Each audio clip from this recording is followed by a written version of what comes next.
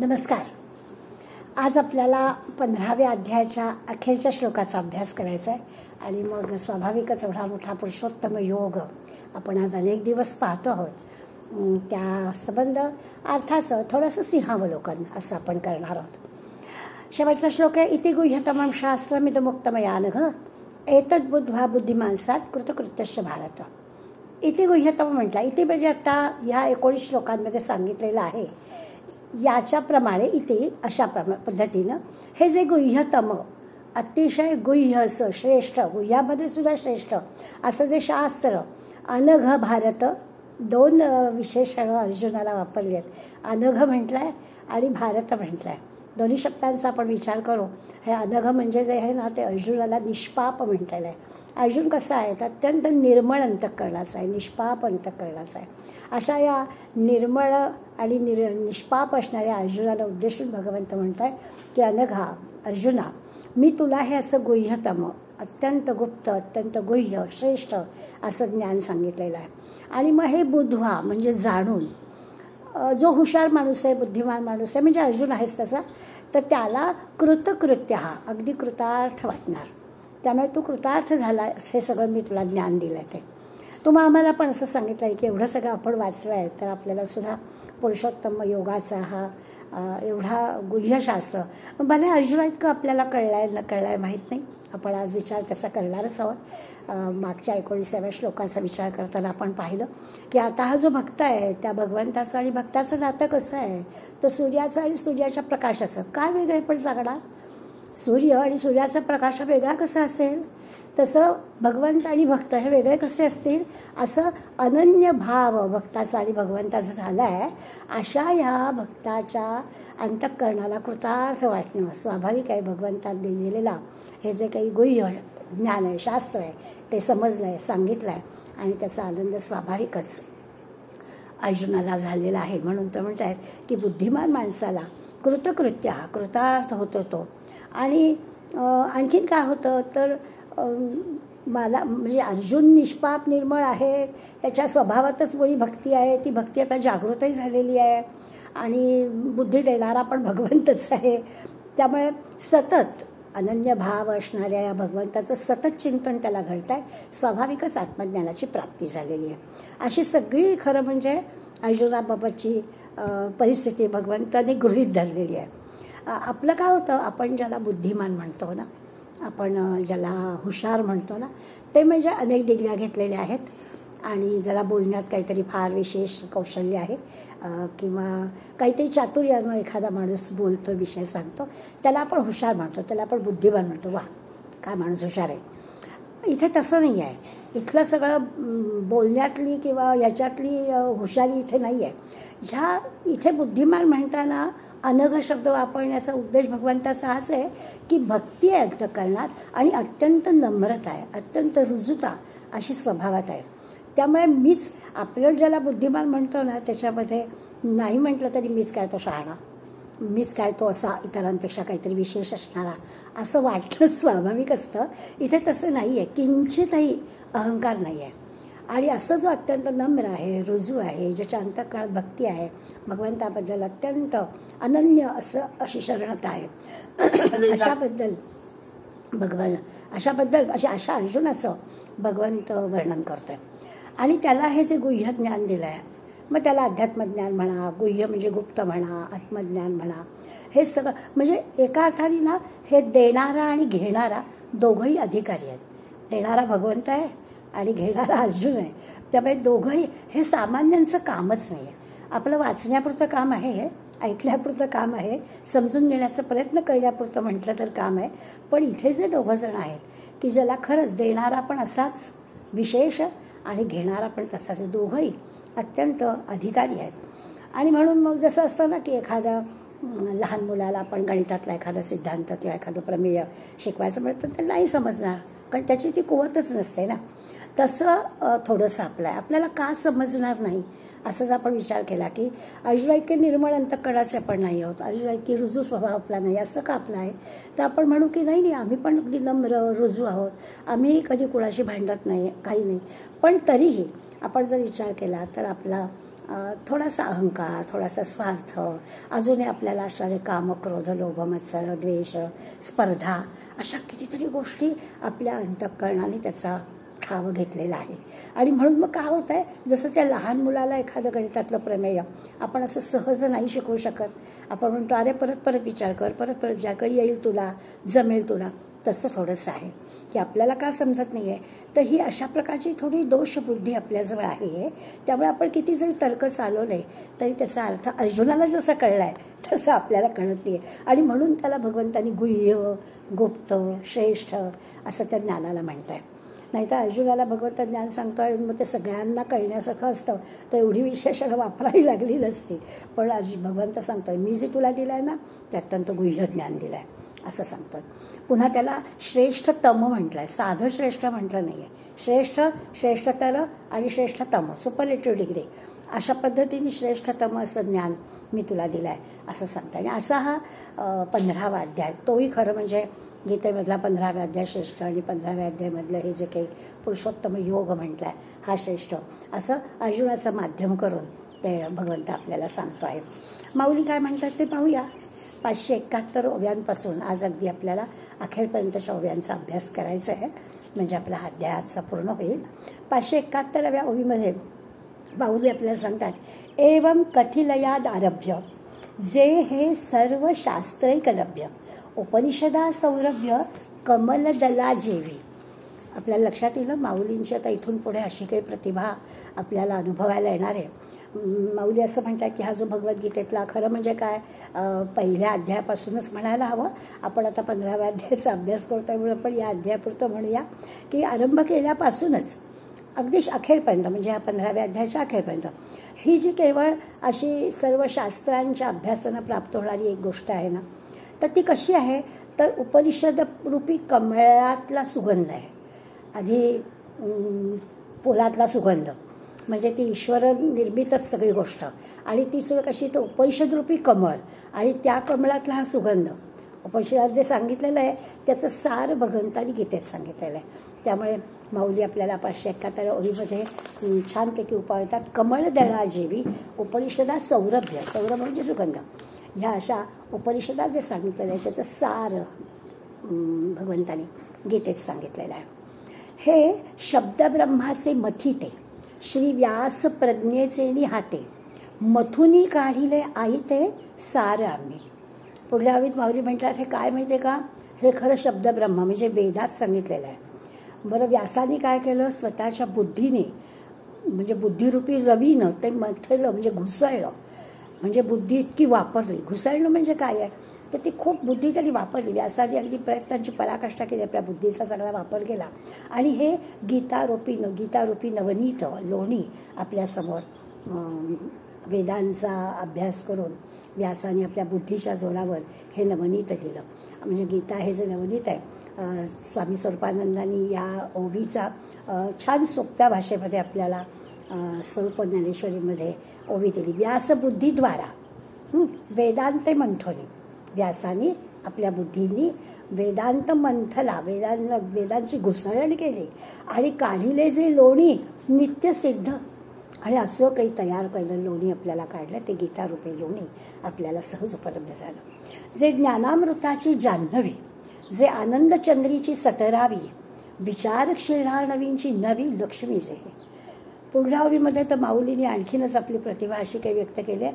माऊली म्हणतायत ही आनंदचंद्रीची सतरावी, आपल्याला 17वी शब्द कळेल, आठवण करून देईल, झालेलं आहे आपलं, पुन्हा आठवण करून दिलं आहे. आणि ज्ञानामृताची जान्हवी म्हणजे गंगा. ही कशी आहे गीता, तर ज्ञानरूपी अमृताची गंगा आहे, साधी सुधी नाही आहे ही गीता, ज्ञानरूपी अमृताची गंगा आहे. आणखीन कशी आहे, आनंदचंद्रीची सतरावी, इतकी आनंदरूपी चंद्र, आधीच चंद्र, त्यात तो पौर्णिमेचा चंद्र म्हणजे आनंददायीच, आणि ती 16च्या ऐवजी 17वी जीवनकला, म्हणजे तिथीप्रमाणे विचार केला तर चंद्राच्या 16 कला आपल्याला माहिती आहे, ही 17वी कला आहे. ती कशी 17वी कला तो पण विचार करू. आणि तिसरं विशेषण दिलं विचार क्षीरार्णवीची नवी लक्ष्मी, म्हणजे विचाररूपी क्षीरसागरामधून 14 रत्न काढली, तसं ही सुद्धा लक्ष्मी काढली, ही गीतारूपी लक्ष्मी जणू की क्षीरसागर ढवळूनच काढलेली आहे. अशी ही नवी दुसरी लक्ष्मी, क्षीरसागरामधली लक्ष्मी आहेच, ही गीतारूपी लक्ष्मी जणू काही विचाररूपी क्षीरसागरातून, त्यावेळच्या क्षीरसागरामधून 14 रत्न काढली भगवंताने. आता इथे म्हटलं तुमच्या विचाररूपी क्षीरसागरातून मी हे लक्ष्मीरूपी दुसरं रत्न काढलं आहे. या तिन्ही जे विशेषण माऊलींनी वापरले त्याचा अर्थ आपण लक्षात घेऊया. पहिला आपल्याला कळेल ज्ञानामृताची जान्हवी आहे, ज्ञानरूपी अमृताची गंगा आहे. दुसऱ्यात जी चंद्राची 17वी कला म्हटलं आहे. आता आकाशातला जो चंद्र आहे त्याच्या किरणांमधून अमृत स्रवतात. का बरं त्याला आपण अमृत म्हणतो? यापूर्वी पण माऊलींनी आपल्याला याचं अनेक उदाहरण दिलं आहे की वनस्पतींवर रात्री जो चंद्राचा प्रकाश पडतो, अगदी आजपर्यंत अशी समजूत आहे असं नाही मी म्हणत, हे खात्रीपूर्वक आपल्याला माहिती आहे की त्या चंद्राच्या किरणातून जी शक्ती मिळते त्यामुळे अन्न तयार होतं, त्या वनस्पतींवर ती शक्ती पडते. तसं इथे पण असं म्हणलं की योग्याच्या मस्तकातील म्हणजे योग्याच्या सहस्रदल ज्याला म्हणतो त्याच्या मेंदूतील हे जे चंद्रदल आहे त्याच्या त्या कमलातून अमृत स्रवतं. योग्याच्या सहस्रदलाच्या कमलामधून ते अमृत स्रवतं. म्हणजे त्याच्या मेंदूतून असं सहस्र दल, कमळ कसं आहे साधं सुद्धा नाही, 1000 पाकळ्यांचं कमळ आहे, त्याच्यातून अमृत स्रवतं. जसं चंद्रामधून अमृत स्रवतं तसं या योग्याच्या बुद्धीतून अमृत स्रवतं. आणि असं जे अमृत आहे त्यातल्या त्या भागाला चंद्रामृत तळ असं म्हणतात. त्याला ती 17वीचं तळ म्हटलं आहे. 17वी म्हणजे काय तर 5 ज्ञानेंद्रिय, 5 कर्मेंद्रिय, 5 प्राण, हे झाले 15. 16वं झालं मन. याच्याही पलीकडे असणारी जी ज्ञानकला ती ही 17वी कला आहे. आता यापूर्वी पण आपल्याला 17व्या कलेचं दासबोधात पण अनेकदा आपण हे उदाहरण पाहिलेलं आहे. तर ह्या योग्याजवळ सगळ्या प्रकारची शक्ती जी आहे त्या ज्ञानरूपी शक्तीचं वर्णन कसं केलं आहे तर या सगळ्याच्या पलीकडे जाणारी आपल्या प्रत्येकाची शक्ती जी आहे ती इंद्रियांच्या मार्फत असणारी आहे. तर आपल्याला ज्ञानेंद्रियामार्फत, कर्मेंद्रियांमार्फत, मनामार्फत, प्राणामार्फत असं त्या शक्तीचा बोध होतो. इथे त्यांनी म्हटलं ही जी 17वी आहे 16च्या पलीकडे असणारी हे जे 17वं आहे त्याला ज्ञानकला म्हणते. आणि ही ज्ञानकला म्हणजे अमृताचा स्त्राव आहे. आणि एका अर्थाने आपण म्हणतो ना की त्यांनी असं विवेकाने विचाराचं मंथन केल्याने क्षीरसागरातून जे 17वं रत्न निघालं, म्हणजे आधीच्या क्षीरसागरातून लक्ष्मी निघाली तशी ही गीता म्हणजे जणू काही रत्नच आहे. असं रत्न या योग्यांच्या बुद्धीमधून 17वी ज्ञानकला अशी निघालेली आहे. त्याला गीता म्हणायचं. काय गीतेचं मोठेपण माऊली सांगतायत. नुसती जान्हवी गंगाने म्हटलं, लक्ष्मी म्हटली, 17वी कला म्हटली आणि पुन्हा आनंदचंद्रीची आणि क्षीरार्णवीची दोन्ही दृष्टीने विचार केला तर ह्या गीतेचं मोल काय आहे हे माऊलींना आपल्याला सांगायचं आहे. पुढल्या ओळीमध्ये म्हणतात म्हणून आपुलेनी पदे वर्णे अर्थाचे जीवे प्राणे मी वाचून हो नेणे आन काही. 3 शब्द वापरले, पद, वर्ण आणि अर्थ. भाषेच्या दृष्टीने विचार केला तर आपल्याला लगेच लक्षात येईल की हे आता गीतारूपी लक्ष्मी आहे. आधीच्या ओबीमध्ये सांगितलेली साधारणपणानं कमळाला आपण पद्मजा असं म्हणतो. पद्मजा म्हणजे कमळ. तर आता हे जे गीतारूपी लक्ष्मी आहे म्हणजे पद्मजा आहे ती आपल्या पदांनी, आपल्या वर्णांनी आणि आपल्या अक्षरांनी, पद, वर्ण आणि अर्थ गीता आहे ना. त्यामुळे गीतेचं वर्णन करायचं असेल तर आता नुसतं लक्ष्मी आहे, जान्हवी आहे असं नाही, तर तिचा आता आत शिरायचं आहे आपल्याला. म्हणून ते म्हणतात की आता ही जी गीतारूपी लक्ष्मी आहे ती आपल्या आपल्या पदांनी, वर्णांनी, आपल्या अर्थाच्या जीवप्राणांनी म्हणजे गीतेच्या अक्षरातून भगवंताला जे वर्णन करायचं आहे ते म्हणतायत की कोणीच जाणत नाही, माझ्याशिवाय दुसरं काही होणे जाणत नाही.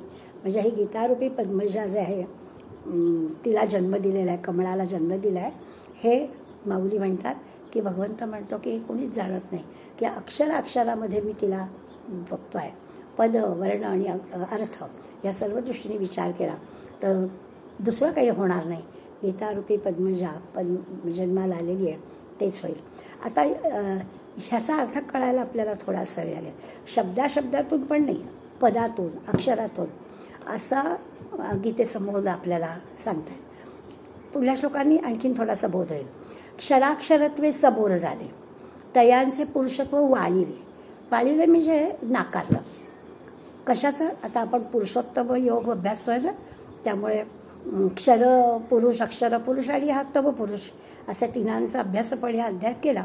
तर इथे त्याला क्षराक्षरत्वे सबोर झाले, म्हणजे क्षर आणि अक्षर असे दोन पुरुष झाले, ते आपण पाहिले. तयांचे पुरुषत्व वाळिले, वाळिले नाकारलं. आता त्याला क्षर पुरुष आणि अक्षर पुरुष म्हटलंय, पण त्यांच्यातलं पुरुषत्व नाकारलंय. अर्थ कळेल आपल्याला. क्षर म्हणजे काय, नाशिवंतच आहे, मग त्याला पुरुष कसं म्हणायचं. बरं, अक्षर पुरुष आहे, तोही या देहाच्या संदर्भात आला की त्यालाही नाशिवंत येतो, म्हणून त्यालाही आपण बाजूला केलं आणि पुरुषोत्तम योग शिकलो. मग सर्वस्व माझं दिधले पुरुषोत्तम मी, आणि मग त्यांना नाकारल्यावर संपूर्ण पुरुषत्व म्हणजे सर्वस्व ज्याला म्हणतो तसं जे पुरुषोत्तम, त्याला ते सगळं पुरुषत्व अर्पण केलं. म्हणजे खरं तर ही नावापुरती क्षरपुरुष अक्षरपुरुष असं आहे, खरं हे काहीच नाही आहे. सगळीकडे असणारा पुरुषोत्तमच आहे, सगळीकडे असणारा ईश्वरच आहे. आपल्या सोयीसाठी आपण काही गोष्टी ज्या नाशिवंत आहेत त्याला अक्षरपुरुष म्हटलं, ज्या नाशिवंत नाही त्याला अक्षरपुरुष म्हटलं. पण तो जो अक्षरपुरुष आहे तो या क्षरपुरुषाच्या संबंधात आला की मग तो कसा अक्षर होतो ते पण आपण पाहिलं. त्यामुळे त्यांनी असं म्हटलं की आपलं सगळं म्हणजे जे काही आहे ते पुरुषोत्तमच आहे. उत्तम पुरुष हेच खरं म्हणजे आहे, पण त्याच्यासाठी आपल्याला हे आधी सांगावं लागलं आणि मग उत्तम पुरुषाचा विचार आपण केला. तेव्हा आता आपल्याला कळलं की सगळीकडे अगदी कणाकणात, धुळीच्या कणाकणात, आपल्या शरीरातल्या पेशीच्या बारीक बारीक गोष्टी, जिथे कुठे आपण विचार करू त्या सगळीकडे काय आहे तर तो उत्तम पुरुष भरलेला आहे. हे आपण आता 19व्या श्लोकापर्यंत पाहिलं आहे. म्हणून जगी गीता मिया आत्मेनी पतिव्रता, जे हे प्रस्तुत तू आता आकर्णिले, आणि म्हणून तुला तिचं श्रवण म्हणजे हे घडलं. भगवंत म्हणतोय अर्जुनाला, हे तुला श्रवण घडलं ना, ती गीता आहे. बरं, त्यामुळे त्याचं काय झालं तर तो जो आत्माराम किंवा आत्मा म्हणूया, त्या आत्मारामाशी आनंद झाल्यामुळे ती गीता ते सगळं जणू काही त्या आत्मारामाला वरलंय असं ती स्वाधीन झालेली आहे. असं असल्यामुळे तिला त्यांनी असं म्हणलं, जे हे प्रस्तुत तुला आता आकर्णिली, म्हणजे असं आहे की सगळ्या जगामध्ये ती धन्य झालेली आहे, आकर्णली आहे. म्हणजे तुला तिचं श्रवण घडलं. आतापर्यंत भगवंतांनी सांगितलं, खरं तर आता अजून 16, 17, 18 3 अध्याय शिल्लक आहेत आपले, पण त्या तिन्ही अध्यायांचा विचार केला तर ह्या अध्यायामध्ये गीतेची जी काही फिलॉसॉफी आहे ती सगळी खरं म्हणजे सांगून झालेली आहे. आणि त्यामुळे या ओवीत तर अगदी स्पष्टच भगवंत आपल्याला सांगतात की हे जे काही तुला श्रवण घडलेलं आहे, ती जी काही गीता आहे ती काय आहे तर ती तुला सगळीच्या सगळी ऐकायला मिळाली आहे आणि तू आत्मज्ञान प्राप्त झालेलं आहे. त्यामुळे खऱ्या अर्थाने धन्य झालेलं आहे असं. आणि तिला तर त्यांनी पतिव्रता म्हटलंय. मी या आत्मेनी पतिव्रता, म्हणजे सगळ्या जगामध्ये ती पतिव्रता आहे, कारण तिने आत्म्याला वरलं आहे ना. त्यामुळे कारण ज्याला गीता श्रवण केल्यामुळे आत्मज्ञान प्राप्त झालेलं आहे असा तू माझ्यासमोर आहेस, त्यामुळे ती गीता पतिव्रता आहे. तुला तिने वरलं आहे आणि तुला सगळ्याच्या सगळं आत्मज्ञान तुला प्राप्त झालेलं आहे. मग पुढे बघ माऊली सांगतात, खरंच तुला अर्जुना मी काय सांगतो आई, साचची बोलावे नव्हे हे शास्त्र, पै संसारू जिणते हे शस्त्र, आत्मा अवतरविते मंत्र अक्षरेय. साचची बोलावे, साचची म्हणजे खरंच. अर्जुना तुला खरं सांगतो. आता हे कशाला खरं म्हणजे भगवंतानी परत परत बोलायला हवंय. भगवंत जे सांगतो ते खरंच आहे, सत्यच आहे, पण तरी पुन्हा सुद्धा साचची बोलायचे नव्हे शास्त्र. मी तुला खरं सांगतो, नुसतं असं विद्वान लोकांनी पांडित्यांनी बोललेलं हे शास्त्र आहे असं नाही आहे. गीता शास्त्र म्हणजे निर्माण एवढंच नाही आहे, तर संसारू जिणते हे शस्त्र. तर संसार रूपी जो म्हणजे शत्रू आहे, या संसारामध्ये आपण अडकतो ना, मायेमध्ये अडकतो ना, तर त्यामुळे ते म्हणतात की ह्या संसार शत्रूचा नाश करणारं हे शस्त्र आहे. नुसतं हे शास्त्र नाही आहे, विद्वानांच्या मुखातून आलेलं तत्वज्ञान एवढंच गीतेचा अर्थ नाही आहे. तर ही गीता काय करते तर गीता संसाररूपी शत्रूचा नाश करणारी आहे असं शस्त्र आहे. म्हणजे गीतेच्या अभ्यासाने आपल्या संसारातल्या ज्या काही व्यथा असतील, संसारातली जी काही आपली दुःख असतील, काय येणाऱ्या अडचणी असतील, त्या सगळ्यांवर मात करण्याची हिंमत आपल्याला या गीतारूपी शस्त्राने येते असा खरा म्हणजे त्याचा थोडक्यात अर्थ. म्हणून माऊली सांगतात की हे नुसतं शास्त्र नाही आहे, विद्वानांनी व्यक्त केलेलं तत्वज्ञान एवढाच काही गीतेचा भाग नाही आहे. तर ते संसारामध्ये येणाऱ्या अडचणींवरती मात करण्यासाठी असणारं शस्त्र आहे. पै संसारू जिणते, जिणते म्हणजे जिंकणार, संसार जिंकायला उपयोगी पडणारं हे शस्त्र आहे. आत्मा अवतरवी ते मंत्र अक्षरेय. आणखीन काय आहे? 2 गोष्टी तर आहेतच. नुसतं विद्वानांच्या बुद्धीच्या द्वारा मिळालेलं म्हणजे सांगितलेलं शास्त्र एवढंच नाही, तर खरंच या संसारातल्या अडचणीवर मात करायला उपयोगी पडणारं शस्त्र पण आहे. आणि तिसरं त्यांनी म्हटलं की हे जे की निर्गुण रूपातला भगवंत आपल्याला सारखा सारखा सांगतात ना, की निर्गुण निराकार भगवंताला ओळखलं पाहिजे. त्या निर्गुण निराकाराला किंवा त्या आत्म्याला, जो आपल्याला दिसत नाही, त्या आत्म्याला मूर्त रूपानं जणू काही आपल्या समोरच अवतरित केलेला आहे असा हा मंत्र आहे. गीतेमुळे हा न दिसणारा जो आत्मा आहे तो सुद्धा आपल्याला सहज दिसेल असा तो मंत्र आहे. किती गीतेला अशा उच्च स्तरावर माऊलीने एका ओळीतच नेऊन ठेवलं. तिन्ही गोष्टी किती महत्त्वाच्या आहेत.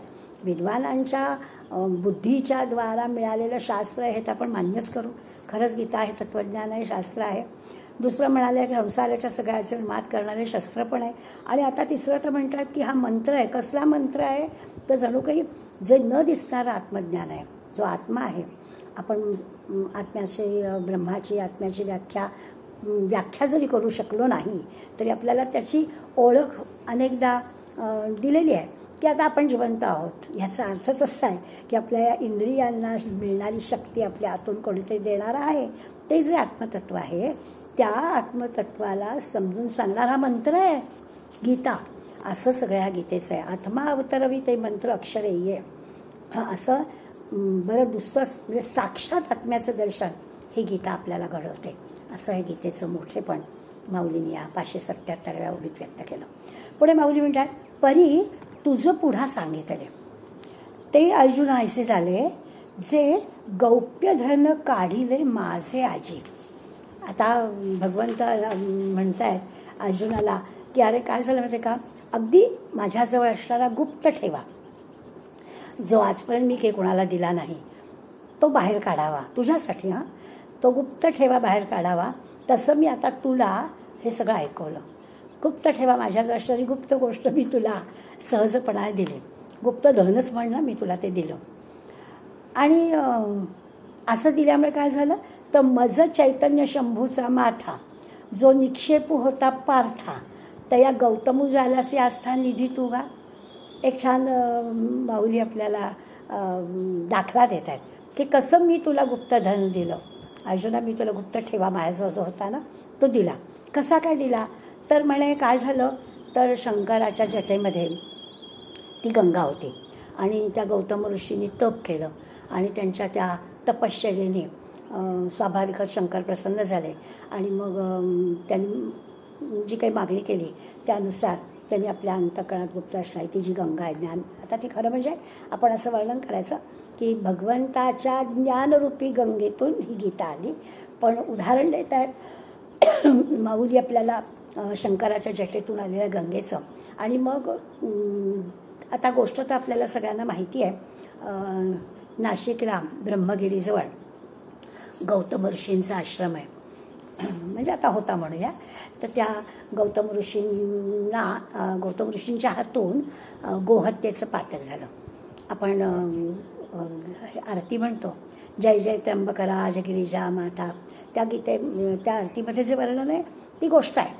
आणि त्या गोष्टीत माहिती आहे की त्या गौतम ऋषींच्या हातून गोहत्येचं पाप घडलं आणि मग आता पाप घडलं तर त्याचं काहीतरी प्रायश्चित्त घ्यायला पाहिजे, काही पापक्षालन केलं पाहिजे. मग ते कसं करायचं तर त्यांना म्हणे गणपतीने सांगितलं की तुम्ही शंकराकडून गंगा मागून घ्या. पापक्षालन फक्त तेवढ्यामुळेच होईल आणि त्या गंगेमध्ये स्नान करा. गौतम ऋषींना गणपतीने सांगितलं की तुम्ही शंकराकडून गंगा मागून घ्या आणि त्या गंगेमध्ये स्नान करा म्हणजे तुमचं पापक्षालन होईल. मग आता गौतमाने तसं केलं. ब्रह्मगिरीवर दीर्घकाळ तपश्चर्या केली आणि स्वाभाविकच शंकर प्रसन्न झाले आणि शंकरांनी आपल्या जटेतून ती गंगा मुक्त केली, खाली सोडली. आणि मग ती ठिकठिकाणून वाहत वाहत वाहत अशी त्या कुशावर्तात पडली. मग त्या गंगेमध्ये गौतम ऋषींनी स्नान केलं वगैरे वगैरे. ती जी गंगा त्याला आपण नाशिकच्या ठिकाणी गोदावरी असं म्हणतो. तर त्याच कथेचा उल्लेख जणू या ओवीमध्ये माऊली करतात आणि म्हणतात की ती जी शंकराच्या जटेत गुप्त असलेली गंगा आहे ना, ती गौतमाच्या तपश्चर्येमुळे खाली अवतरित झाली, गंगा आली. तर तसं म्हणे काय झालंय, चैतन्य शंभू जो मी, त्या माझ्या अंतकरणात, मी पण हेच आहे, त्या माझ्या शंकराकडून मला पण मिळालेलं आहे. तर त्यांनी माझ्या अंतकरणात ठेवलेली मी ही जी ज्ञानगंगा आहे, त्यांनी जशी शंकराच्या जटेतून गंगा दिली, तसं मी माझ्या अंतकरणात ठेवलेली ही जी ज्ञानगंगा आहे, तिला माझ्या मुखावाटे शब्दरूप प्रवाहाच्या साह्यानं तुला दिली. श्रद्धावान असणाऱ्या तुझ्यासारखा गौतमच भेटला ना मला, आणि म्हणून तुला दिली. परत एकदा मी ओवी वाचते, म्हणजे आपल्याला ह्या गोष्टीचा आणि माऊलींनी हा जो दृष्टांत दिलाय त्या दृष्टांताचा अर्थ कळेल. मज चैतन्य शंभूचा माथा. भगवंतांनी आपल्या स्वतःकडे शंकराची भूमिका घेतली. जो निक्षोप होता पार्था, अर्जुना, माझ्याकडे तो ठेवा होता. अर्जुनाजवळ गीतारूपी ठेवा आहे आणि तो त्यांनी अर्जुनाला दिला. म्हणजे जणू काही शंकरांनी गौतम ऋषींना तो ठेवा दिला. ती गंगा दिली, ही ज्ञानगंगा दिली. किती माऊलींनी स्पष्ट, शुद्ध, स्वच्छ, इतका सुंदर दाखला दिलाय की आपल्या मनामध्ये कुठे काही शंका यायला जागाच नाहीये. अशी माझ्या मुखावाटे ही ज्ञानगंगा असा शब्दरूप प्रवाहानं अशी सहज अवतरली. आणि मग तो जो तपश्चर्या करणारा गौतम होता ना, त्यालाच ती दिली ना. तसं तू जो आहेस अर्जुना, श्रद्धावान आहे, तुझी आस्था आहे सगळ्यावर, आणि म्हणून तुला मी तुझ्यासारखं गौतमच मला जणू काही भेटला आणि तुला मी ही ज्ञानगंगा दिली. म्हणजे हे गुह्य ज्ञान हे मी तुला दिलं. चोखटी वा आपुलिया पुढीला उगाळणा घेयावया, तया दर्पणाची शिपरी धनंजया केली आम्हा. आता तर खूपच छान उदाहरण देत आहेत. काय होतं तर म्हणे असं असतं ना की आरसा असतो, आरसा जर स्वच्छ असला तर त्याच्यात प्रतिबिंब चांगलं पडतं, स्वाभाविकच आहे. आरसा स्वच्छ असेल, त्याच्यावर धूळ बसली असेल तर तसंच्या तसं प्रतिबिंब नाही दिसणार, पण जर का स्वच्छ असेल तर दिसेल. तर तसं म्हणे अर्जुना, धनंजया म्हटला या ठिकाणी, तर अर्जुना तू माझ्या समोर कसा आहेस माहिती आहे का, आरसा आहेस. स्पष्ट दिसत आहे, मी जे तुला सांगतोय ते तुला सगळं अगदी छान कळतंय, हे मला बरोबर. तू आरसा आहेस, स्वच्छ आरसा आहेस, असं कौतुक केलं आहे माऊलीने. आणि भगवंताच्या तोंडून अर्जुनाबद्दल कौतुक केलं आहे. त्यामुळे ते सांगतात की चोखट आहे, अगदी चोख आहे, स्वच्छ आहे, निर्मळ आहे. निर्मळ आरशामध्ये, स्वच्छ आरशामध्ये जसं जसं आहे तसं प्रतिबिंब पडतं ना, तसं म्हणे मी जसं सांगतोय ना तसं तुझ्या अंतःकरणात उमटत आहे. तू कसा आहेस तर अगदी चोख, स्वच्छ, निर्मळ, शुद्ध आरसा आहेस. का भरले चंद्र तारांगणी, नभ सिंधू आपण या माझी आणि, तैसा गीतेसी मी अंतःकरणी सुदला तुवा. पुढल्या ओळीमध्ये माऊली सांगतात, आता काय असतं, हे आकाश जे आहे ना, ते आकाश कसं आहे तर समजा अगदी चांदण्याने असं भरलेलं आहे मृगच्छ, आणि मग त्या असं आकाशामधल्या असलेल्या सगळ्या चंद्र चांदण्यांचा समुद्रामध्ये प्रतिबिंब पडतं, आकाशाचं सगळं प्रतिबिंब तिथे पडतं. तसं म्हणाले गीतेसी मी अंतःकरणी, तसं गीतेसह तू मला आपल्या हृदयामध्ये प्रतिबिंबित करून घेतलंस, सुदला आपल्या हृदयात ठेवलंस. म्हणजे आकाशाचं जे प्रतिबिंब समुद्रात पडतं तसं मी जे की तुला गीता सांगतोय ते सगळं तू तुझ्या हृदयात प्रतिबिंब, जसं सांगतोय तसं. जराही काही तुला त्यातलं कळलं नाही आहे, समजलं नाही आहे, तसं उमटलं नाही आहे, असं काही नाही. इतका निर्मळ आरसा तू आहेस की जसंच्या तसं तुझ्या हृदयामध्ये ते उमटलं आहे. जसं आकाशातलं चांदणं समुद्रामध्ये जसं जसं उमटतं आहे तसं उमटतं, तसं माझ्या हृदयातलं हे सगळं गीतारूपी ज्ञान तुझ्या हृदयामध्ये तसंच्या तसं उमटलं आहे. खरंच वाचता वाचता भरून येतं नाही, काय माऊलींनी भगवंताचं आणि अर्जुनाचं प्रेम वर्णन केलं आहे आणि शब्दाशब्दातून ते व्यक्त होत आहे.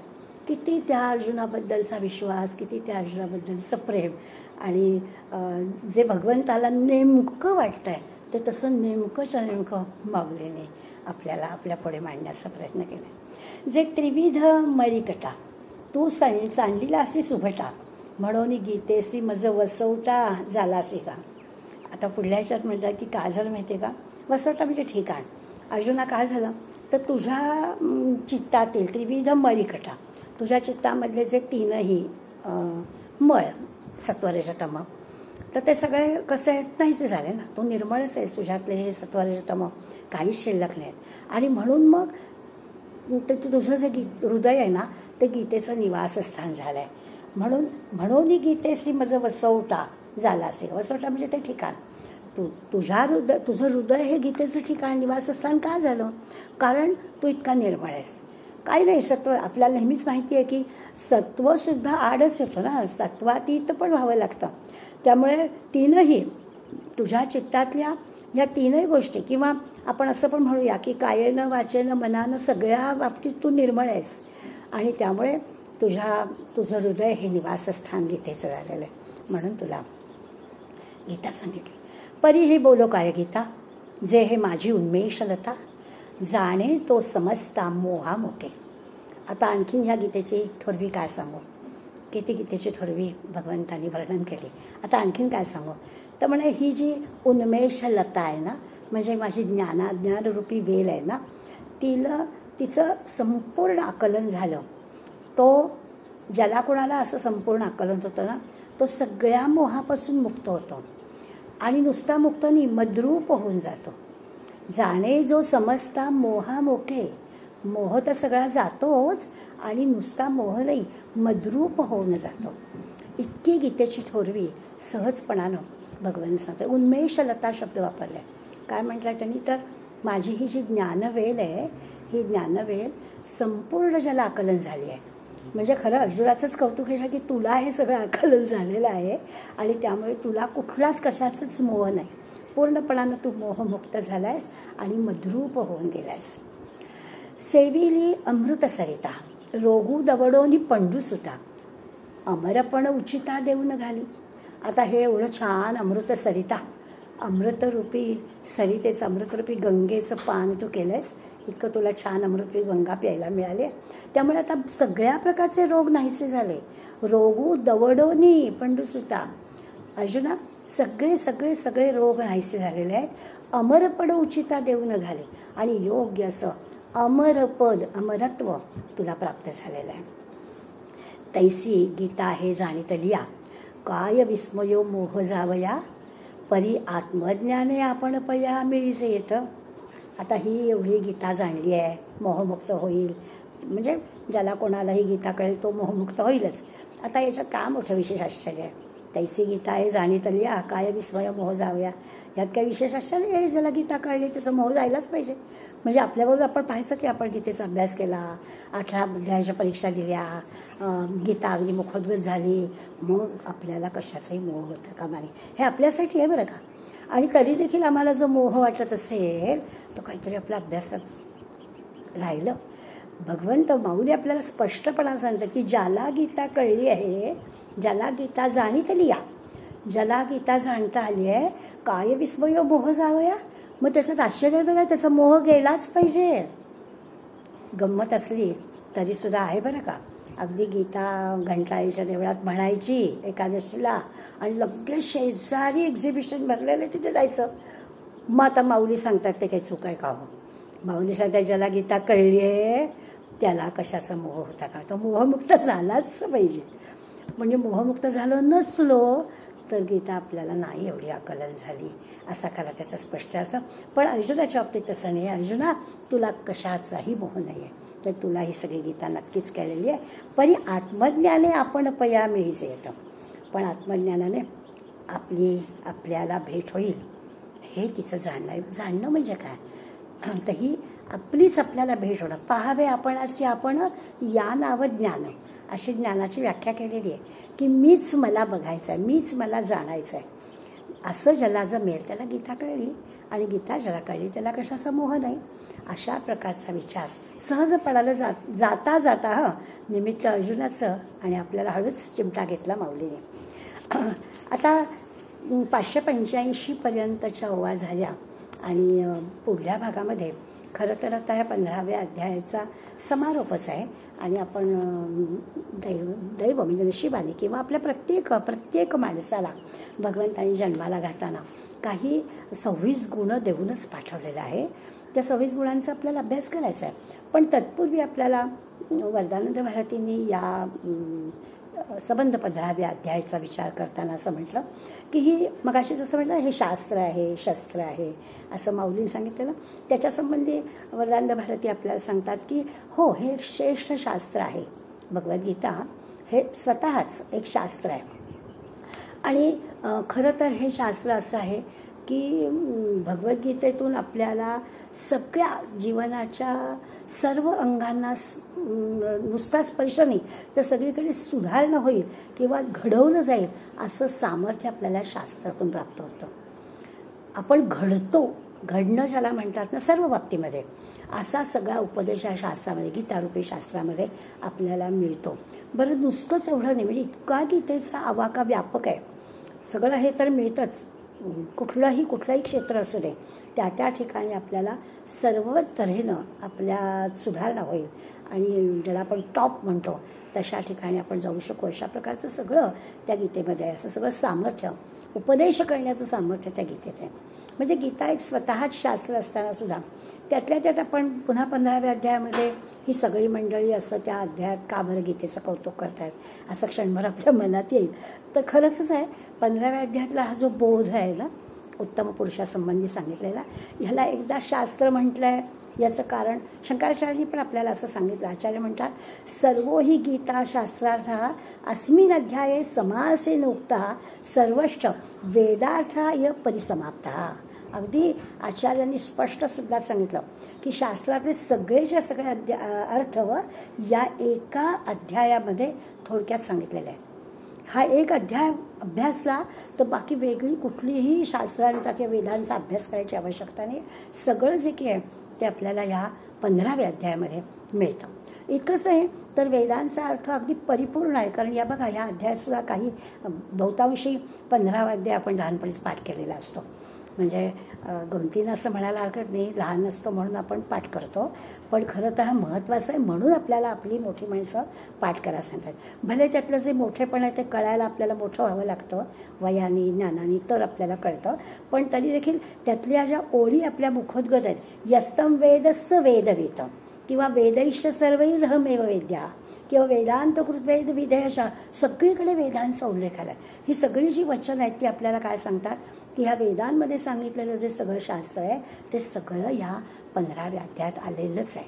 म्हणजे तुकाराम महाराजांनी म्हटलं, वेदांचा तो अर्थ आम्हासीचा ठावा. तर ते जे काही सांगणं आहे त्याच्यात की अहंकार अभिमान नाही आहे. ते म्हणतात की हो असं आहे, तरी का त्यांच्या उद्गारात आहेच की वेदांचा जो अर्थ आहे तो कुठे पाहावा, तर येथेच पाहावा, 15व्या अध्यायात पहा. काही वेद डुंडाळायला जायची आवश्यकता नाही. त्या वेदामध्ये सांगितलेल्या सगळ्या गोष्टी या 15व्या अध्यायामध्ये सहज भगवंतांनी आपल्याला सांगितलेले आहेत. असा शास्त्रार्थाचा विचार करता करता खरं तर गीतेचा प्रसादच म्हणूया आपण. एका अर्थाने असं म्हणूया की ज्ञानेश्वर माऊलींनी या शेवटच्या ओळीमध्ये तर आपल्याला गीतारूपी प्रासाद पण म्हटलंय, पण या अध्यायात आपण शास्त्र का म्हणायचं त्याचा विचार केला आहे. आणि भगवंत एवढंच म्हणून थांबले नाही, तर ते म्हणतात की 15व्या अध्यायाचा हा बोध म्हणजे आधी शास्त्र सांगून झालंच आहे, पण परत परत ते गुह्यतमो असं सांगतातच आहे.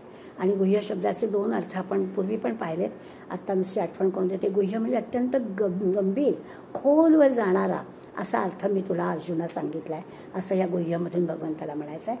आणि दुसरं गुह्य म्हणजे काही असं लपवून ठेवण्याच्या योग्यतेचं, म्हणजे असं उगाचच आपलं सगळ्यांना मी देत नाही सुटलो, तुला म्हणून ते दिलं आहे. खरंच ते असं सगळ्यांना वाटण्यासारखं नाही आहे.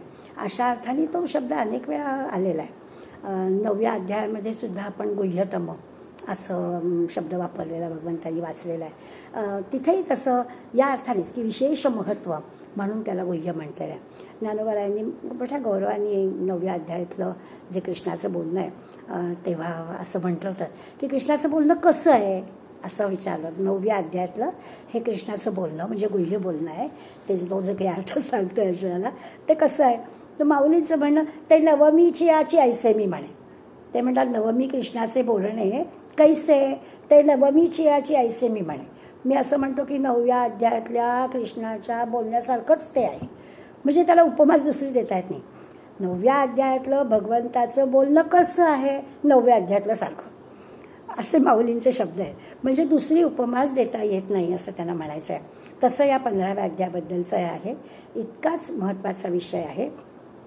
तेव्हा 15व्या अध्यायातलाही विषय असाच की म्हणजे शंकराचार्य म्हणतात तसं की वेदांचा अर्थ याच्यामधून कळला. आणि म्हणून मग अशी म्हटलं की गीतेचा 15वा अध्याय आपल्याला पाठ करायला मंडळी सांगतात. त्याचं कारण ते आहे गुह्य नाही, गुह्यतर नाही, गुह्यतम अशा पद्धतीने 15वा अध्याय आहे. इतका श्रेष्ठ आहे. म्हणजे त्याच्या कर्मासंबंधी जे काही आहे ते गुह्य, किंवा बोलणं पण त्याचं गुह्य, उपासनासंबंधी असेल तर ते पण गुह्य. आपण जर विचार केला तर आपण स्टेप बाय स्टेप म्हणू की आधी कर्म, त्यामुळे कर्माला समजा आपण गुह्य म्हटलं तर कर्मानंतर उपासना, मग उपासना ती गुह्यतर आणि ज्ञानाचा उपदेश हा गुह्यतम असं आपल्याला म्हणता येईल की कर्म गुह्य करायला हवंच, कर्म करायला हवं, पण ते गुह्य असेल तर उपासना गुह्यतर झाली आणि ज्ञान जे आहे ते गुह्यतम झालं. किंवा दुसरं आपण मगाशी क्षर अक्षर पुरुषांबद्दल म्हटलं तर क्षर म्हणजे ह्या सृष्टीविषयीचं सगळं सांगणं, या दृष्टांत नष्टम असं नाशवंत असणार ते समजा त्याला गुह्य म्हटलं. तो अक्षर जो आहे म्हणजे ज्याला जीव म्हणतो, किंवा आपण म्हणतो की माझ्यामध्ये असणारं जे आत्मतत्व आहे ते जे आहे त्याला आपण त्याचं जे स्वरूप आहे त्याला गुह्य तर म्हटलं. तर त्याच्याही पुढे अक्षराहून उत्तम, अक्षराहून उत्तम असा जो उत्तम पुरुष या ज्या अध्यायात आपण आता पाहिला त्याला आपण गुह्यतम असं म्हणतो. त्यामुळे हा ज्या काही ज्याला डिग्री आपण म्हणतो गुह्यतर गुह्यतम, याचा अर्थ आपल्याला कळेल की याला त्यांनी गुह्यतमच म्हणून टाकलेलं आहे. अदृश्य मूला निरुसंतता आणि कर्मानुबंधेने मनुष्य लोके, इथे त्यांनी कर्माचा परिणाम हा सांगितला आपल्याला. किंवा तमेव चाद्यम पुरुषम प्रपद्य यथा प्रवृत्ती प्रस्तुता पुराणी असं पण त्यांनी आपल्याला म्हटलं. इथे त्यांनी आपल्याला ज्ञानाचा विषय सांगितला. हे सगळं म्हणजे पहिल्या 2 श्लोकामध्ये हा विषय आला, मग नंतर क्षर विषयाला, अक्षर विषयाला, मग ईश्वराचं किंवा ब्रह्माचं सगळं स्वरूप वर्णन करून सांगितलं. म्हणजे 15व्या अध्यायामध्ये रांगेने आपल्याला या उत्तम पुरुषाचं वर्णन करायला भगवंतांनी कशी कशी सुरुवात केली असा जर विचार केला तर या सहज गोष्टी आपल्याला कळतील. आणि इतकं हे महत्त्व याला दिलं आहे. आता ह्यानंतरच्या ज्या साधारणपणे 10-12 ओव्या आहेत आणि सगळ्या सोप्या आहेत, 586 ते 599, आणि मग हा अध्याय आपला संपणार आहे. त्या ओव्या आपण एवढ्यासाठी घ्यायच्या की याच्यात पुन्हा माऊलींना एकीकडे अर्जुन आणि त्या 15वा अध्याय आणि गीता या सगळ्या संबंधी माऊलींचं किती भरभरून ते कौतुक चाललेलं आहे ते आपल्याला कळेल. ह्या अखेरच्या ओव्यांमध्ये ते म्हणतात जया आत्मज्ञानाच्या ठाई कर्म आपुले या जीविता पाही होऊन या उतराई लया जाई. आता ते काय म्हणतात की आत्मज्ञान प्राप्तीचे उतराई, आत्मज्ञान प्राप्तीचे उतराई म्हणजे काय, आत्तापर्यंत आत्मज्ञानाच्या ठाई कर्म आपुले या जीवित पाही, आजवरती आपण ज्या ज्या गोष्टी केल्या म्हणजे जे श्रम केले हे सगळं ज्ञान प्राप्त होण्यासाठी ज्या ज्या गोष्टी आपण केल्या त्याचं जणू काही चीज झालं. आपण आपल्या भाषेत बोलायचं झालं तर खरंच त्याचं चीज झालं. म्हणजे आपण केलेले सगळे श्रम, आपण केलेले सगळे कर्म हे आत्मज्ञान प्राप्ती झाल्यामुळे त्या कर्माचं, त्या श्रमाचं चीज झालं. आणि खऱ्या अर्थाने काय झालं तर सगळं मोह नष्ट झाला ना, त्यामुळे लया जाय, त्याची त्या आत्मज्ञान प्राप्ती झाल्यावर बाकी सगळ्या गोष्टी लयाला गेल्या. इतकं वरचं उच्च स्थान प्राप्त झाल्यावर आधीचे सगळे श्रम, आधीचे सगळे कष्ट सहज लयाला गेले, सहज संपून गेले, आठवण सुद्धा त्याची राहिली नाही. म्हणजे असे सगळे कष्ट सहन करावे लागले असं सुद्धा मनात येत नाही. एखादा असतो ना खूप अभ्यासू विद्यार्थी असतो, खूप अभ्यास केलेला असतो, पण ज्या दिवशी रिझल्ट लागतो आणि त्याला आवश्यक असणारे गुण मिळून ते लगेच म्हणतो म्हणजे त्या श्रमाचं मला काही वाटलंच नाही असं सहज तो म्हणतो. म्हणजे कष्टाचं चीज होणं, श्रमाचं चीज होणं, तसं ते सांगतायत. आत्मज्ञानप्राप्ती झाली की आजवरती केलेली सगळे जे कष्ट आहे, उपासना आहे, श्रम आहे, अभ्यास आहे, जे काही आहे ते सगळं संपून जातं. हरपले दाऊनी जैसा मागुसरे विरविलासा ज्ञानाची कळस वळघे तैसा कर्मप्रासादाचा.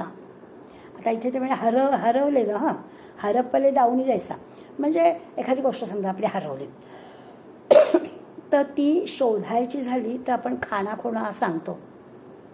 बहुतेक ना किल्ली सापडते पर्समध्ये बघा, नाही तर थांबा जरा मी काहीतरी बाजारात घेऊन गेलो तर त्या पिशवीमध्ये जरा बघा चुकून टाकले का. आपण खाणाखुणाच नव्हतं, हरवलेली वस्तू शोधण्यासाठी आपण खाणाखुणा पाहतो. आणि मग ती हरवलेली वस्तू मिळाली की मग त्या खाणाखुणांची गरज नसते. ती वस्तू सापडेपर्यंत खाणापुणा, की इथे असेल का, इथे असेल का, इथे असेल का, इथे कशी असेल. आपण किती किती गोष्टी त्याच्याबद्दल चर्चा करतो, पण ते सगळं ती वस्तू सापडेपर्यंत. ती एकदा वस्तू सापडली की मग त्या खाणापुण्याची गरज असते. तसं ते आपल्याला सांगतात की इथे काय झालं, कर्मरूपी सगळी कर्म आधी करावी लागली, कष्ट करावे लागले, उपासना कराव्या लागल्या, समजून घेण्यासाठी किती किती प्रयत्न करावे लागले. पण जेव्हा ज्ञानरूपी कळस साधला त्याबरोबर झालं ना, सगळं प्राप्तच झालं.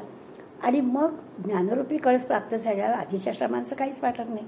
हरवलेली वस्तू मिळेपर्यंत किती व्याप असतो, सापडले की सगळं संपला विषय. तसं म्हणाले आहे की आधीचे सगळे कष्ट झाले, पण हा जो काही ज्ञानरूपी कळस मिळाला, आता हा जो ज्ञानरूपी कळस म्हटलाय ना, म्हणून मग त्याच्या आधीचे, कळसाच्या आधी मंदिर आहे. हे मंदिर म्हणजे काय आहे, तर म्हणे हे मंदिर म्हणजे आधीचे सगळं केलेले कष्ट, केलेले श्रम, केलेली उपासना, हे सगळं ज्ञानप्राप्ती होण्यासाठी ज्या ज्या गोष्टी केल्या त्या सगळ्या आहेत. असं सगळं सगळ्यामुळे ज्ञानप्राप्ती होते. देऊळ आणि कळस, देऊळ म्हणजे ही सगळी कर्म आणि त्याचा कळस म्हणजे ज्ञानप्राप्ती. आता अगदीच आपल्या रोजच्या जीवनामध्ये उदाहरण म्हणून म्हणायचं झालं तर सत्कर्म करतात खूप मंडळी, चांगल्यासाठी चांगली चांगली कामं करतात. एखादा कार्यकर्ता पुढाकार घेऊन एखादं मोठं काम करत असतो आणि मग तो सगळ्यांना त्या कामाला मदत करण्यासाठी प्रवृत्त करत असतो. ज्याच्याजवळ जे जसं असेल, जो कुणाजवळ काही ज्ञान असेल, कुणाजवळ काही पैसा असेल, ज्या परीनं ज्याच्याजवळ जे आहे ते देऊन त्याला कार्यप्रवृत्त करायचं.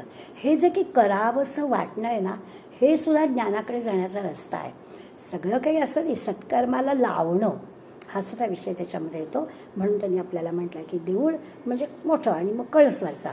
तर देऊळ म्हणजे ही सगळी अशी चांगली सगळी कर्म करणं आणि मग त्याचा कळस म्हणजे ज्ञानप्राप्ती.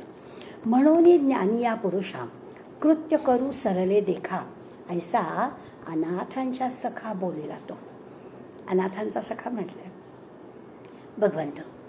आता हा अनाथांचा सखा काय म्हणतोय भगवान श्रीकृष्ण, असं म्हणतोय की ज्ञानी या पुरुषा, हे जे ज्ञानी पुरुष आहेत, या ज्ञानी पुरुषांचं काय आहे, कृत्य करू सरले देखा. त्यांनी त्यांच्या त्यांच्या कर्तव्य बुद्धीनं कर्म करणं, पण मी कर्म केले असं त्यांचं काही नसतं. त्यांच्या त्यांच्या कर्तव्य बुद्धीनं ते सगळे कर्म करतात. स्वतः मी केलं असं ते कधीच म्हणत नाही, तो लेशच नसतो त्यांच्याजवळ. असं अनाथांचा नाथ भगवान श्रीकृष्ण म्हणाला. म्हणजे एकीकडे आपल्याला ते सांगणे, म्हणून या ज्ञानी या पुरुषा कृत्य करू सरले देखा, करतात आणि बाजूला होतात. मी केलं असं म्हणत किंबहुना विसरूनच जातात. चांगलं कर्म करायचं आणि विसरायचं, हेच ज्ञानी पुरुषांकडून आपल्याला शिकायचं आहे. ते असं करतात. ते श्रीकृष्ण वचनामृत पार्थी भरोनी असे वो सलंत, मग व्यास कृपा प्राप्त संजयासी. आता हे जे काही श्रीकृष्ण वचनामृत आहे, श्रीकृष्णाचं हे जे काही बोलणं आहे, ते कसं आहे, ते पार्थाच्या म्हणजे अर्जुनाच्या असं चित्तात भरून आलं, उचंबळून आलं त्याचं चित्त. भगवंत बोलतो आहे आणि अर्जुनाला अतिशय आनंद होतोय, चित्त अगदी उचंबळून आलंय आणि ओसंडत असं शब्द वापरलाय, ओसंडून वाहत आहे, असं मनामध्ये इतका आनंद झालाय. भगवंत प्राप्तीचा म्हणा किंवा भगवंताचं आपल्यावर असणारं एवढं प्रेम भगवंत स्वतःच व्यक्त करतोय म्हणून म्हणा. आणि असा पार्थाचं अंतःकरण इतकं भरून पावलेलं आहे. मग व्यासकृपा प्राप्त संजयासी. आणि हे जे काही अर्जुनासाठी भगवंत सांगतो आहे, व्यासांची अशी कृपा झाली की हे सगळं संजयाला प्राप्त झालं. म्हणजे अर्जुनाला तर झालंच, प्रश्नच नाही, पण व्यासांची कृपा अशी की ते संजयाला सुद्धा प्राप्त झालं. जी गोष्ट इतकी अंतःकरण भरून ओसळणारी अशी जी गीतारूपी ज्ञान भगवंतांनी अर्जुनाला दिलं, अर्जुनाला तर आनंद झालाच आहे, पण हळूच बाहुली आपल्या सांगतात व्यासकृपा प्राप्त संजयासी.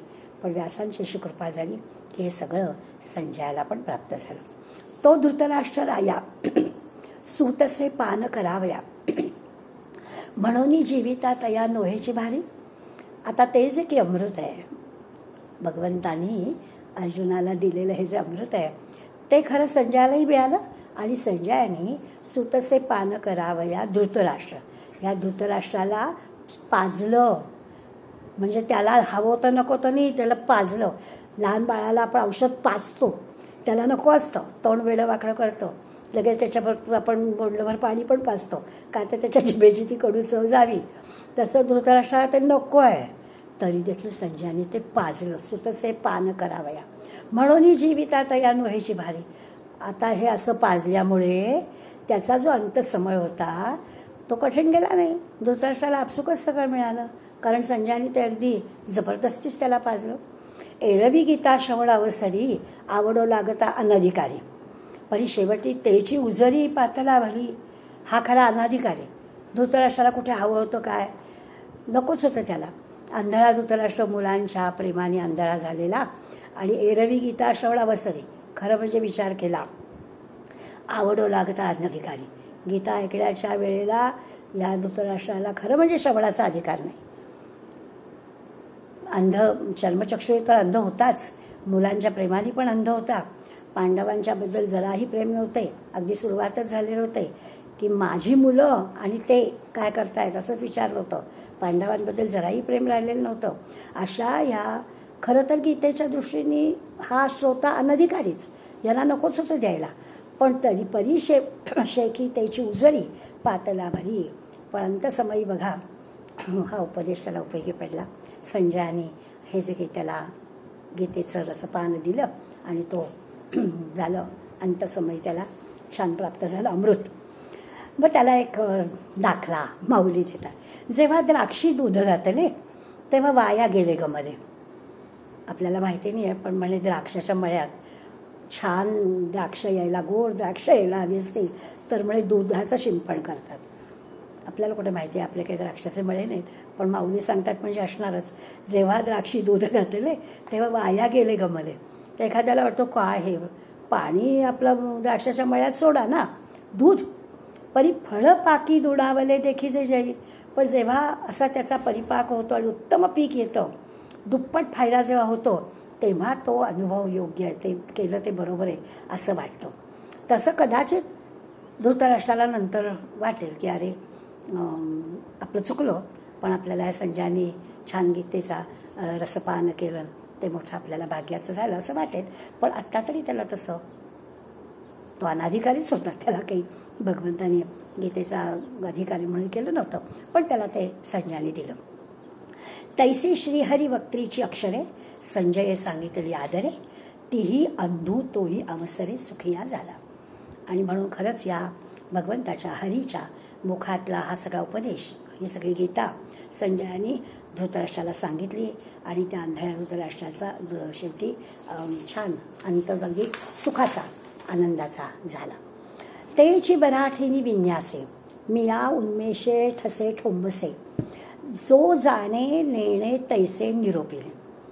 594व्या ओळीमध्ये माऊली आपल्याला सांगतायत की तीच अक्षरं जी भगवंतानी अर्जुनाला सांगितली, संजयाला सांगितली, संजयाने धृतराष्ट्राला सांगितली, तीच अक्षरं मराठी भाषेमध्ये माझ्या सामर्थ्याप्रमाणे, तेही मराठीची विन्यास म्हणजे विस्ताराने, मराठीमध्ये मी विस्तार केला. भगवंतानी जे काही अर्जुनाला सांगितलं, संजयाला सांगितलं, संजयाने धृतराष्ट्राला सांगितलं, तेच सगळं मी मराठी भाषेमध्ये माझ्या सामर्थ्याप्रमाणे ठसे ठोंबसे म्हटलं माऊलीने. ठसे ठोंबसे म्हणजे तसं म्हटलं तर ओबडधोबडच. मूळ जे काही भगवंतानी दिलं आहे त्याचं काही मला सगळं छान करायला मिळालं असं नाही, करता आलं असं नाही, परंतु माझ्या सामर्थ्याप्रमाणे मला जे समजलं तसं मी ओबडधोबडप्रमाणे सांगितलं. आपल्याकडे असं लहानपण घेणं, कमीपण घेणं हा मुळी माऊलींचा स्वभावच आहे. त्या माऊली म्हणतात जे काही मला जमलं ते मी ओबडधोबड सांगितलं. आणि मग त्याला एक उदाहरण देतात. सेवंतीचे अरसिकाही अंग पाहता विशेषू नाही, परी सौरभ्य नेले तीही भ्रमरी जाणीजे. पण होतं का, एखादं छान सुगंधित फुलाचं झाड आहे, अरसिक जो आहे त्याला त्याचं काहीच कळत नाही, म्हणजे त्याला त्याचं विशेषत्व वाटत नाही. पण तो जो सुगंध आहे तो सेवन करण्याचं जे खरा जो अधिकारी आहे तो भ्रमर आहे. त्या भ्रमराला बरोबर त्या सुगंधाचं कळतं आणि म्हणून तो बरोबर कळतो. आता हे खरंच आहे की ज्याला हा गीतेचा सुगंध कळला आहे तो बरोबर येणारच ना. त्यावेळी गीतेचा सुगंध भ्रमरालाच कळावा, सगळ्यांना कसा कळावा, अरसिकाला कसा कळावा. म्हणून सहज जाता जाता सेवंती आहे अरसिकाही अंग पाहता विशेष नाही. खरंच आहे, अरसिकाला त्यातलं काही वैशिष्ट्य त्यातलं सुगंधित फुलांचं कळत नाही. सेवंती म्हटलं, शेवंतीच्या फुलांचा सुगंध. पण मी बालकांनी विचार केला की खरं म्हणजे सेवंती का म्हटलं, पण असेल बाबा 750 वर्षापूर्वी आता आपल्याकडे काय झालं, शेवंतीची शेतीच्या शेती तयार केली जाते आणि जेवढं प्रोडक्शन खूप निघतं ना तेवढं स्वाभाविकच त्याची गुणवत्ता कमी होते. त्यामुळे सुगंध कमी झाला असेल, पण शेवंतीच्या फुलांचा सुगंध अरसिकाला काही कळणार नाही. तो सुगंध सेवन करण्याचं खरं जो काही अधिकारी आहे तो भ्रमरच आहे. तैसे घडते प्रमेय घ्यायचे, उणे ते मज द्यायचे, जे नेणं ह्याची सहजे रूपकी बाळा. आणि म्हणून मग सांगितलं आहे की बरं ठीकच आहे, जे काही प्रमेय, जे काही सिद्धांत, जे काही तत्त्वज्ञान, हे सगळं जे काही मी आपल्यासमोर मांडलं, माझ्याकरवी मी प्रयत्न केला, पण काहीतरी उणे ते राहिलं, काही उणीव राहिली असेल. सगळ्याच्या सगळं भगवंत जे काही सांगतोय ते तसंच्या तसं सगळं मी तुमच्यापर्यंत आणू शकलो नसेल तर ती सगळी उणीव माझी आहे. जे नेणं ह्याची सहजे रूपकी बाळा. ज्ञानेश्वर बाऊली सांगतायत ते सगळं मला सांगा. जी काही उणीव राहिली असेल ती माझी आहे. कारण स्वभावतः काही न समजणं हे खरं आहे ना. मी लहान आहे, लहान मुलासारखंच स्वतःकडे घेतलं आहे. लहान मुलाला सगळ्या गोष्टी नाही कळत, त्यामुळे ते काही सगळं समजलं नसेल तर ती उणीव माझीच आहे. कारण मी लहान मुलं आहे. जरी नेणं ते जरी होये, तरी देखोनी बाप की माये, हर्षे केही न समाये चोज करीती. बरं समजा मी तर म्हणतोच आहे लहान आहे, त्यामुळे मला सगळं कळलं नसेल, काही उणीव राहिली असेल, पण खरंच नेणता, खरंच मी मोठा झालो असेल असं पाहून सुद्धा किती जरी मोठा झालो तरी देखोनी बाप की माये, आई बाप जे आहेत ते किती जरी मूल आपलं मोठं झालं तरी हर्षाने, आनंदाने, हर्ष केही समाये चोज करीती, कौतुक करतातच. किती मूल मोठं होते, ज्याला 4 दिवस मूल आलं की त्याच्या आवडीनिवडीचे पदार्थ करतेच आई, त्यामुळे त्याचं चोच, त्याचे लाड, त्याचं कौतुक करते. तसं एक तर मी नाही आहे मला कळत, त्यामुळे मी सगळं नाही देऊ शकलो, पण असं जरी मी मोठा आहे असं वाटत असलं तरी तुम्ही मायबाप, श्रोते तुम्ही मायबाप, तुम्ही माझ्यापेक्षा मोठे आहात, त्यामुळे तुम्ही माझे लाड करणारच. तैसे संत माहेर माझे, तुम्ही मिनलिया मी लाडाईजे, तेची ग्रंथाचे व्याजे जाणी जुजी. आणि संत म्हणजे माझं माहेर, त्यामुळे संत म्हणजे माझाही मायबाप. तर तुमची माझी भेट झाली, मात्र काय झालं, मी लाडाईजे, मला पण असं लाड करून घ्यावेसे वाटले. माहेरी आलो आहे, मग माझे लाड व्हायलाच पाहिजे, आणि म्हणून मला आनंद झाला आहे. या आनंदामुळेच हे सगळी ग्रंथरचना झाली. ग्रंथरचना म्हणजे माझा आनंद आहे. माझा आनंद कसला, माझं कौतुक माझे मायबाप म्हणजे माझे संत करतात. या संतांच्या मनात माझं जे कौतुक आहे त्या कौतुकामुळे मी हा ग्रंथ करतो आहे असं समजा. आता विश्वात्मको हा माझा स्वामी निवृत्ती राजा, तो अवधारो वाघ पूजा ज्ञानदेव म्हणे. आणि माऊली अखेरच्या ओळीत म्हणत आहेत की हा जो सगळा निवृत्तीनाथाने माझ्या करवी करून घेतलेला वाघयज्ञ आहे, ती जी वाघपूजा आहे ती निवृत्तीनाथांनी स्वीकारावी. माझ्या करून त्यांनीच करून घेतली आहे आणि त्यांनाच मी देतो आहे. विश्वात्मक असं माझं जे काही स्वामी आहेत, निवृत्तीनाथ आहेत, ते माझे स्वामी आहेत, मोठे बंधू आहेत, आणि त्यांनी माझी ही वाघपूजा स्वीकारावी. खरं आहे, आज आपला मोठ्या भगवंताच्या कृपेनं आपण म्हणूया 15वा अध्याय पूर्ण झाला आहे. खरंच आपलं शरीर, मन, बुद्धी अत्यंत शुद्ध, निर्मळ, निष्पाप असल्याशिवाय हा सगळा ज्ञानग्रहणाचा अधिकार आपल्याला प्राप्त होणार नाही आहे. क्वचित थोडासा ज्ञानाचा विषय ऐकून किंवा वाचला तरी तो अगदी छान सगळा उलगडत नाही. आपल्याला अनुभवायच किती कीर्तनं, किती प्रवचनं, किती वेळा ज्ञानेश्वरी वाचा, किती वेळा काय काय करा, किती भक्ती ज्ञानाची उदंड चर्चा करा, वर्षोदिवर्ष या ग्रंथाचा अभ्यास करा, तरी देखील सगळंच्या सगळं किंवा की छान कळलं आहे असं की आपलं होत नाही. माऊली काय, समर्थ काय सांगता आहेतच, पण किती जे सांग, आणि आपण ऐकतो पण आहोत. ते सांगता आहेत, आपण अभ्यास करतोय, आपण ऐकतोय, अगदी पारायण होत आहेत ग्रंथांची, सगळी गोष्ट आहे. त्यातली वचनं तशीच्या तशी मुखोद्गत आहेत असंही होत आहे. पण तरी देखील असं म्हणावं लागतं की त्याचा जो भगवंताला अभिप्रेत असणारा जो परिणाम आहे ना, तो परिणाम मात्र अजूनही होत नाही आहे. त्यामुळे आपल्याला अधिकाधिक अभ्यास करावा लागतोय. का होत नाही आहे त्याचं कारणही बाऊलींनी आपल्याला सांगितलेलं आहे. जोपर्यंत अर्जुनासारखी मनबुद्धी आपली निर्मळ होत नाही तोपर्यंत आपण अर्जुनासारखं मनबुद्धी निर्मळ निष्पाप झाली. स्वतः अर्जुन आहे, त्याची योग्यता मोठी आहे. ऐकणारा अर्जुन आहे, तो सोडून देणारा नाही आहे, ऐकणारा आहे, ऐकलेलं आचरणात आणणारा आहे. आपण लगेच आपल्या आपल्या गोष्टीचं करतो. भगवंतांनी 2 कान कशासाठी दिले? ऐकायला आणि सोडून द्यायला. असं आम्ही लगेच आमच्या 2 कानांचं विभागणी करून टाकतो. ऐकायचं, सोडून द्यायचं. अर्जुनासारखा ऐकणारा, भगवंताचं अर्जुनावर एवढं प्रेम आहे. का आहे? कारण तो जसं भगवंत सांगतोय तसं तसं ऐकतोय. आणि म्हणून अर्जुनाशी बोलताना भगवंताला पण अतिशय आनंद होतोय. कित्येक ठिकाणी इतकं अर्जुनाचं कौतुक माऊलींनी केलं आहे, म्हणजे भगवंतानी केलं आहे. इति गुह्यतमं शास्त्रम इदमुत्तम मया नघ, अगदी म्हटलंय. असं हे जे काही श्रेष्ठ, महत्वाचं, गुह्यतम असं जे सगळं जाणून घेण्याचा, शास्त्र जाणून घेण्याचा प्रयत्न म्हणजे भगवंतानी केला असं म्हणूया आपण, अर्जुनाने केलाय. आणि म्हणून त्याचं जीवन कृतार्थ झालंय, त्याचं जीवन धन्य झालंय. असंही म्हणता येईल की जो कोणी असा प्रयत्न करेल, जो कोणी अर्जुनासारखं असं निर्मळ शुद्ध पवित्र मन ठेवेल आणि भगवंताचं जे काही हे गुह्यतम ज्ञान, बरं त्यांनी काही असं हातचं राखून नाही ठेवलं. जे जसं अर्जुनाला सांगितलं ते सगळं आपल्यासमोर माऊलींनी मांडलंय. त्यामुळे जर का अर्जुनासारखं आपलं रुजू निर्मळ शुद्ध मन झालं, निष्पाप आपण झालो, तर आपल्याला सुद्धा ते कळेल. आणि मग भगवंत अर्जुनाचं जसं कौतुक करतायत तसं भगवंत आपलं पण कौतुक करेल. असं हे तत्वज्ञान जाणून उपासनेच्या बळावर आपल्याला ईश्वरी साक्षात्कारापर्यंत जाता येतं. आपलं जीवन कृतकृत्य करून घेता येतं.